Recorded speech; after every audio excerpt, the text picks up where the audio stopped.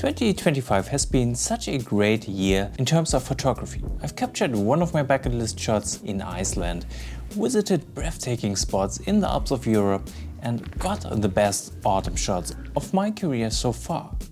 With this video, I want to take a look back at my top 10 images of 2025 and share with you how I captured them. So let's start with the last spot.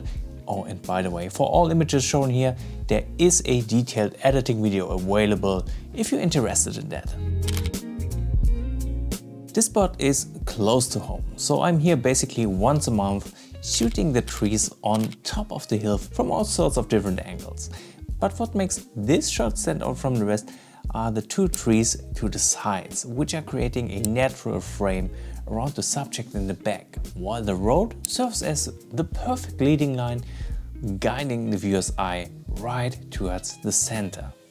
For this shot, the camera settings seem a bit strange at first, given all the sunlight in the image, but I dialed up the ISO on purpose to be able to use a faster shutter speed, because it was a rather windy day. Not only will the faster shutter speed help preventing any motion blur in the leaves, it will also enable me to shoot HDR without any ghosting effects, which occur when objects move between the shots. And that's a big HDR problem. In the end, I did not use HDR for this scene, but I usually shoot HDR just to be safe. There is one more vital thing about the composition. I didn't want the natural frame to overlap any parts of the subject in the center. That meant I had to shoot a little bit from a lower angle, pointing the camera slightly upwards towards the subject. This helps a lot in cleaning the final shot clean. I do rarely shoot blue hour, but there was this one image I wanted to get in Reykjavik of the Hallgrímskirkja church. In fact, I specifically booked a hotel right across the street, so I could be there in an instant if needed. But spoiler alert, that's not the Iceland bucket shot I was talking about in the intro. What makes this shot special to me is there was a short span where the blue hour was kicking in, but there was still a little bit of warmth left in the brighter parts of the sky. That, combined with the lights of the church, makes it look so magical. Also, I was very lucky to get this space in front of the camera pretty much all to myself without a huge crowd blocking the view.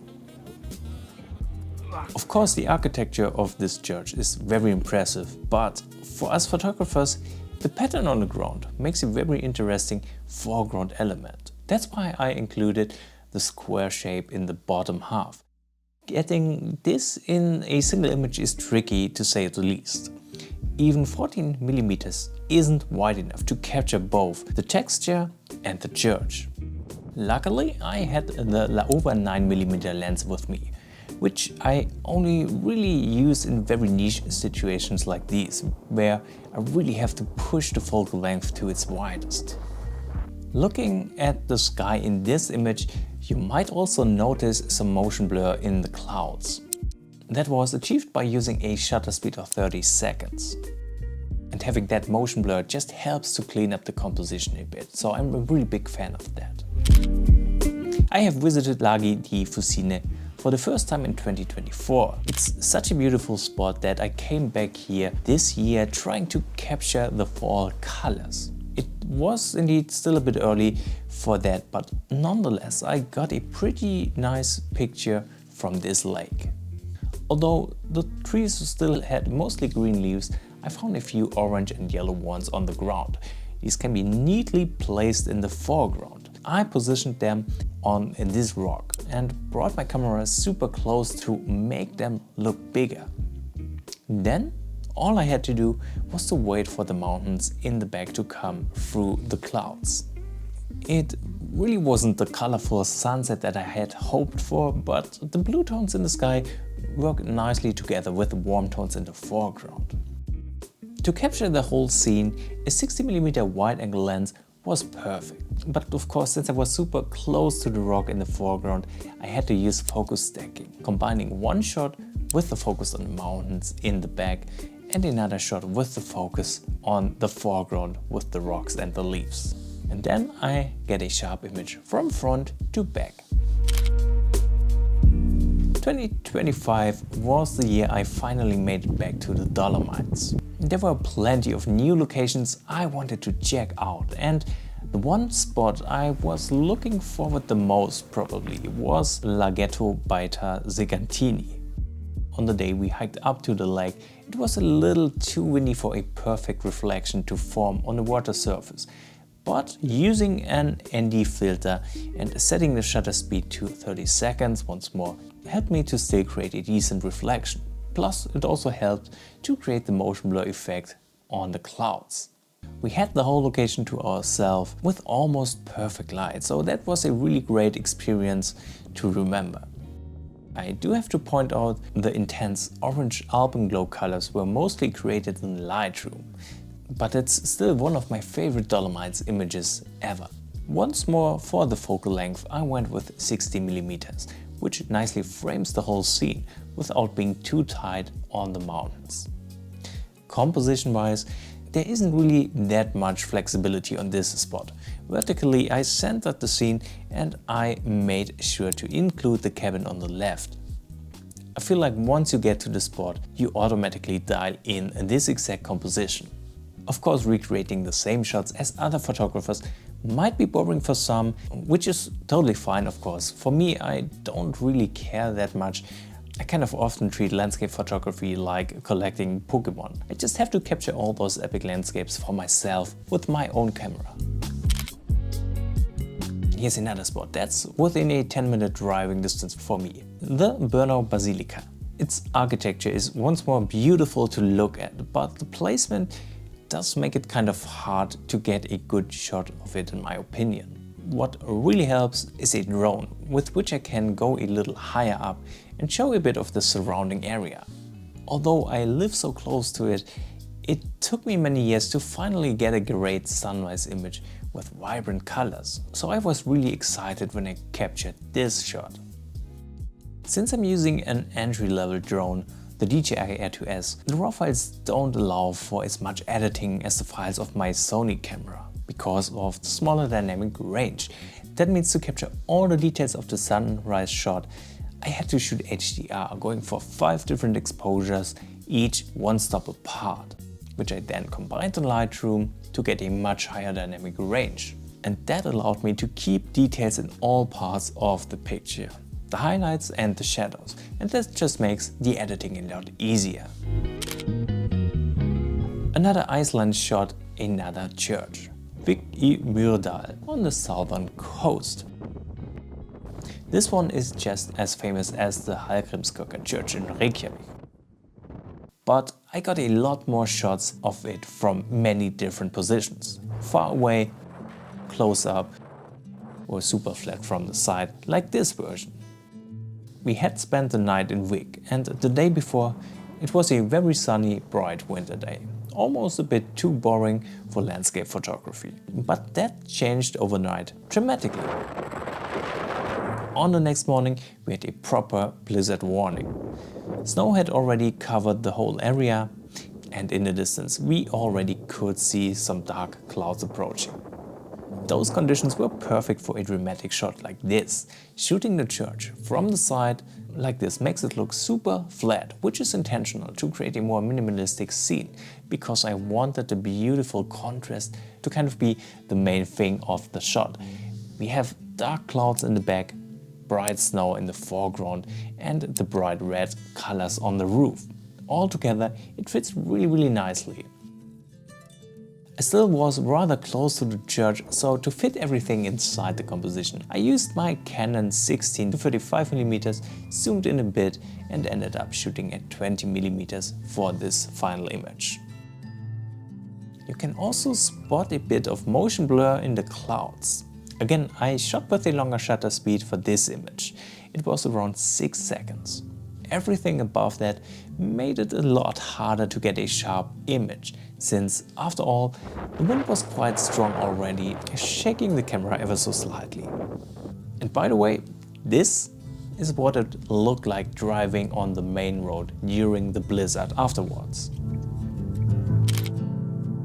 Another location that is close by, but I only discovered it this year in autumn when I was looking for places with nice autumn foliage. This alley is located in a popular park with lots of people enjoying the sunny day outside, so getting a clean shot was pretty much impossible, so thank God for Lightroom's remove tool. For this scene, it was important to have sunlight in the afternoon. The light itself coming from behind makes the leaves glow and creates nice shadows through the trees in the foreground. Shooting this scene late in the afternoon gives the light a warmer look, since it was nearing golden hour. Another benefit is to include the sun in the image and create this sunburst effect. This is achieved by shooting with a smaller aperture. I usually use f/16 if I want to include this effect because it gives the best results. To keep the sunstar clean and sharp looking, I prefer shooting it with a wider focal length, usually not exceeding 24mm. In this case it was actually shot at 28mm, but since the opening the sun was coming through was very tiny. I still can get a sharp and clean looking sunstar effect. Now the top 3 shots. This is a spot that I found randomly on Google Maps. I wanted to visit it for a few years, but this year I finally made it. The road is perfect for car light trail photography, and the landscape with the mountains in the background looks amazing. Everything simply worked as I wanted as I arrived here on location. I instantly found a good composition with the 24mm focal length I was using. The light was decent and there were enough cars going up and down this road to create the light effect. For the final image I combined several shots. First, I captured the base image with the sunset in the back. But of course at that time it was still much too bright for the car lights to be visible. So I had to wait a bit for it to get darker and then shoot another couple of images for the car lights. And again, to make the motion visible, I shot these with a shutter speed of 30 seconds, which was the perfect time for a car to pass the whole stretch of road in front of me, from top to bottom.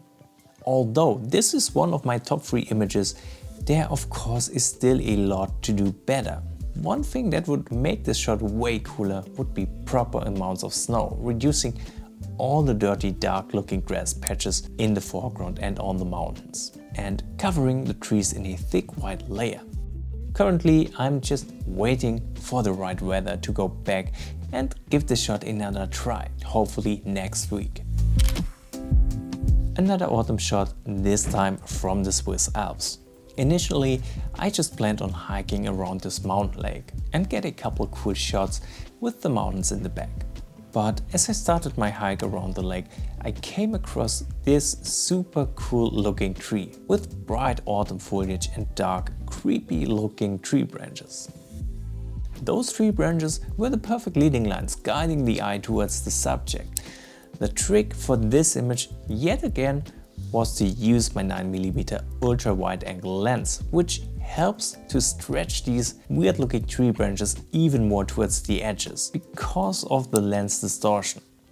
I used a fast shutter speed and high ISO, so I was able to shoot handheld, which made it much easier to find a good angle. I only wanted to have some of the branches reaching in the corners of the image, but also again wanted to include the sunshine effect. That's why it took a bit longer to find the right spot. But again, that's much faster and easier doing handheld. And just like with the previous autumn image, having the sun behind the tree like this really helps to make the foliage glow. Finally, by far the best shot I took this year, the northern lights over the famous Kirkjufell in Iceland. I wanted to capture this image ever since I first visited Iceland back in 2012. We spent a whole week traveling around Iceland, hoping for proper northern lights. But the weather was far from perfect, including several days of blizzard-like conditions. Nothing unusual in winter in Iceland, but towards the end of the trip I was getting a little bit nervous we wouldn't see the northern lights at all. The last 3 days were spent at the Kirkjufell location, but still the weather didn't look too promising, with clouds blocking the sky every night. Luckily for us, that did change on our very last night when the sky started to clear up and the northern lights were finally showing. At first it was only a bit of a dim green, but it got stronger very quickly and we stayed here for hours enjoying the show. For those of you who never seen it themselves, northern lights can move quickly, so the trick is to use a relatively short shutter speed to keep some of the details and not lose it due to motion blur. I set the exposure to around 10 seconds. Of course I had to compensate that, so I dialed up the ISO to 6400 and the aperture to the max opening. Again, there are a ton of shots of this mountain with the Aurora, but what makes this so special is once more the unique, insanely wide focal length I shot this with. Even at 14mm it's impossible to capture the whole width of the scene, but with my 9mm lens everything fits perfect into the composition. I have the waterfall, including the complete bend of the river in the foreground, while the upper half of the shot is still filled with the sky. And with that, the 25 season comes to an end. I hope I was able to share some valuable information with my videos throughout the year. If you have any suggestions for future content, things you want to see more of, specific editing or photography techniques, as always, let me know and I will try my best to share what I know about the topic. Wishing you all the best for 2026 and I see you all in the next video.